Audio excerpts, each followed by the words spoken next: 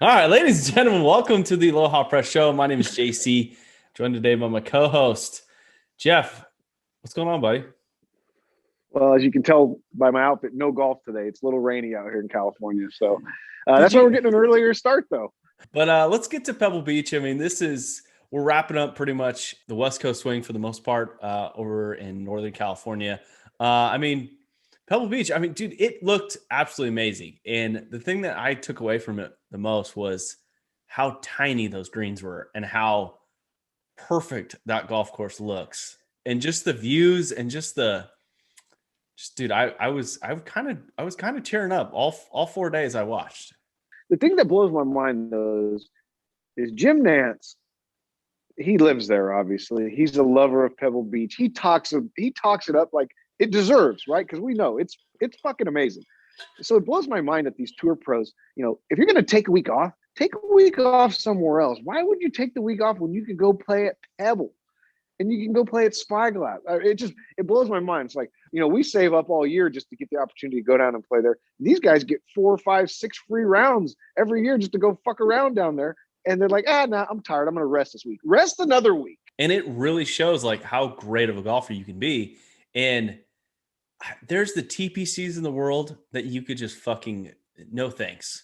Like if any stretch at all, like if I was a tour player, the West Coast swing is the fucking I would not miss a week. I would absolutely there is not a single golf course that I would not want to be a part of. From Hawaii to freaking Arizona, there is not a golf course I'd want to miss. Like all of these golf courses are things that you want to check off on your list. I mean, Torrey, you got even the Waste Management. I mean, with all of that nonsense going on, that looks like an amazing golf course.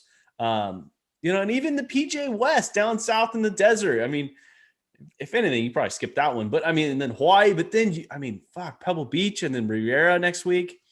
It's I can't believe some of these bigger names just don't head down there. But it's sad because back in the day, that tournament was a big deal. There you got guys like Phil and Tiger that played it for 20 plus years in a row. Like it was a big deal. And now guys are just backing out. Like it just bothers me. But Daniel Berger, hey, that motherfucker stepped up on Sunday, especially coming off of that double bogey on Saturday on 18, going from tied to lead the 2 back. He came out Sunday and he fucking killed it. Well, and he was one of those guys that would skip the event every once in a while. And it's like, dude, you're such a great ball striker. I mean, you absolutely just throw darts. I mean, especially if you're through it. I mean, coming down 18, holy shit. I mean, he was the best golfer this week and he played his ass off. And it was, I mean, to be honest with you, I mean, coming down the stretch, I mean, on 18, he needed an eagle, essentially. He didn't need an eagle. He needed a 2-putt birdie, but I mean, he fucking rolled it in and made it. It was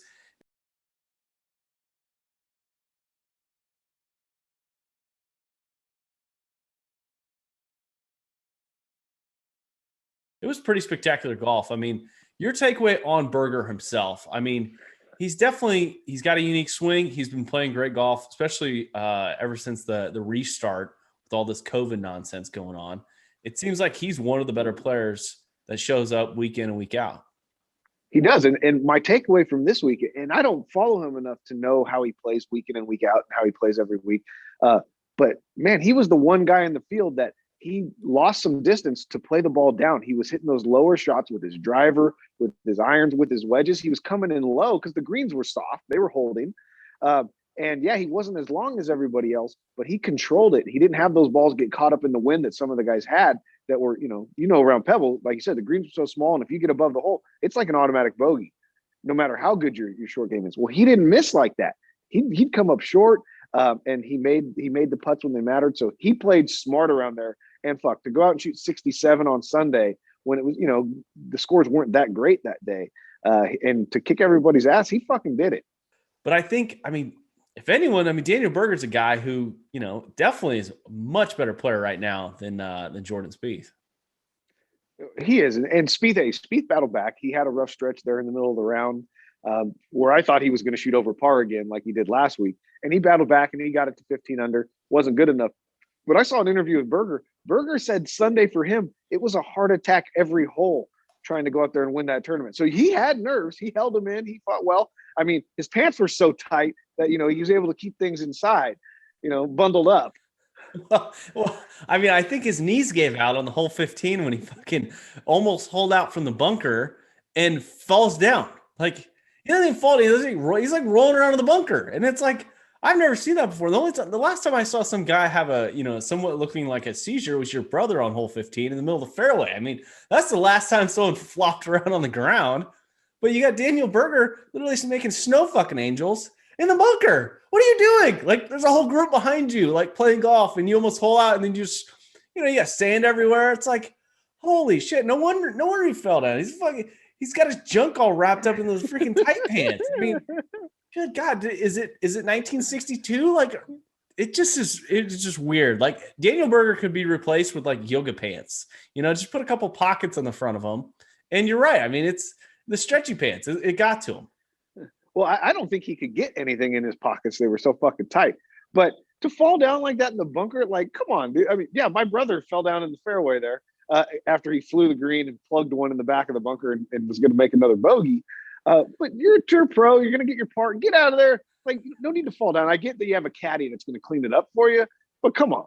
So another part of his game that kind of drove me crazy, but also drove Nick Faldo absolutely nuts.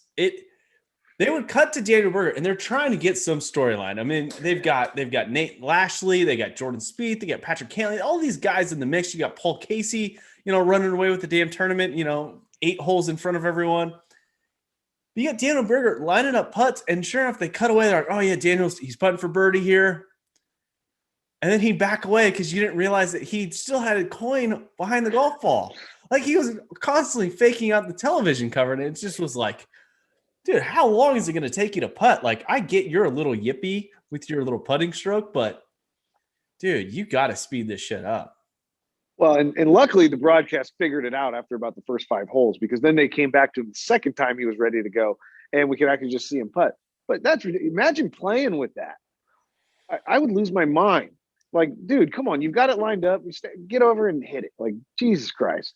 The thing that caught my eye the most was Nate Lashley. I mean, 38 years old. I mean, going out there and he's leading the tournament. I mean, he's in the final group with Jordan Spieth, and then, hole 16 comes and he absolutely implodes. And when he's imploding, he's damaging greens. Like, what are we doing, bro? Like, I love the fire. I love the anger, but I mean, tomahawking putters into the green is probably not the best look for you. No, hey, and if I'm the fucking superintendent at Pebble Beach, I tell that guy you're not welcome back, because here's the thing: he 4-putted, he went from fucking tied for the lead to not even close, and he left a crater in the green, and he realized he messed up. You watch the video; he messed up. He hands his putter to his caddy. He thinks about grabbing his divot tool to go back and fucking do some repair, and then he just says "fuck it" and walks away. Like, that's not cool. Now, little did he know at the time that 4-putt cost him about $500,000. So, I don't know how and we have to start back. I mean, he's standing there in the middle of the fairway, or he's on the left side of the fairway, he's on hole 16, and sure enough, he stripes it right to the middle of the green, and it hits about pin high, and it gets a good bounce, and it rolls into the rough, and it's just like, that's the way it goes. I mean, these greens are drying out. I mean, they hadn't seen a lot of moisture. While he's in the fairway, I mean, he literally took his 8-iron and slams it into his bag and about took off his caddy's fingers. And I was like, this guy is psycho. I thought he was going to break his putter on the green. I really did. I said, oh, he's going to fucking snap it. He's going to putt with a fucking 3-wood the rest of the round, because he is losing his mind. All because that ball bounced, what he called the 7-yard bounce that he hadn't seen all week. Who cares, dude? That's golf, right? Yeah, it's a downhill shot. I mean, take your measurements, bro. I mean, you've been on the tour for a while. I mean, you're not like this some young buck. This is, you got a little amped up. I mean, hole 16 got you. It's, it's the way it goes. It's just, I kind of wish he'd break his putter, because his putter was the ugliest goddamn thing in the world. It leaves an awful tomahawk looking mark in the green. It just, I mean, at least if you're not gonna go back and fix it, at least sign the damn thing. Like, at least do something even crazier. Like, throw your putter in the ocean. It just, that was kind of cool to see someone completely implode. Unfortunately, yes, he did cost himself about $500,000, a bunch of FedEx Cup points.